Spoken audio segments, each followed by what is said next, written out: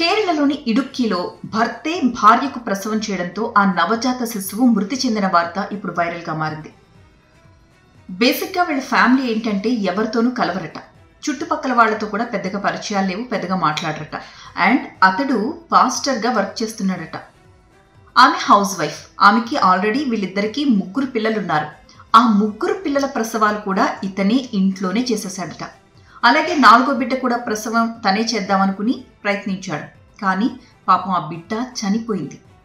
హాస్పిటల్కి తీసుకువెళ్ళండి, ఆ అమ్మాయి నొప్పులతో బాధపడుతోంది, ఏదైనా ప్రమాదం జరుగుతుందేమో అని చుట్టుపక్కల వాళ్ళు చెప్తున్నా పట్టించుకోకుండా అతడు తలుపులన్నీ బిడాయించుకుని నేనే ప్రసవం చేస్తాను, నా 3 బిడ్డలకి కూడా నేనే ప్రసవం చేశానని చెప్పి లోపలికి వెళ్ళి అతడే ప్రసవం చేసేశాడు. బిడ్డ చనిపోయింది. ఆ తల్లి తీవ్రమైన రక్తస్రావంతో బాధపడుతూ ఉంటే ఇక స్థానికులు బలవంతంగా ఆమెను అక్కడి నుంచి హాస్పిటల్కి తీసుకుని వెళ్లారు. ప్రస్తుతం ఆమె పరిస్థితి అయితే స్టేబుల్గా ఉంది. ఇలాంటి ఘటనే తమిళనాడులో మరొకటి జరిగింది. భార్యాభర్తలు వాళ్ళిద్దరూ కూడా భార్యకి పురిటి నొప్పులు వస్తూ ఉంటే భర్త హాస్పిటల్కి తీసుకువెళ్లకుండా తలుపులు బిడాయించి యూట్యూబ్ ఆన్ చేసుకుని ప్రసవం ఎలా చేయాలో యూట్యూబ్లో చూసి డౌట్ వస్తే తన ఫ్రెండ్ అయిన డాక్టర్ ఫ్రెండ్కి ఫోన్ చేసి లైవ్లో వాట్సాప్ వీడియో కాల్లో ప్రసవం చేశాడు. అక్కడ లక్కీగా బిడ్డ తల్లి ఇద్దరు క్షేమంగానే బతికి బయటపడ్డారు.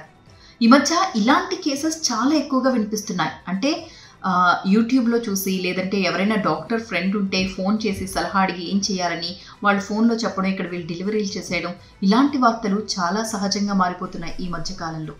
ఇలాంటి కేసెస్లో కొన్ని చోట్ల సక్సెస్ అవుతున్నా కూడా మరికొన్ని చోట్ల ఇదిగో ఈ కేసులో జరిగినట్లే నవజాత శిశువులు చనిపోవడం లేదా తల్లి ఆరోగ్య పరిస్థితి ప్రమాదకరంగా మారిపోవడం, కొన్ని కేసెస్లో తల్లి బిడ్డ కూడా చనిపోవడం జరుగుతోంది.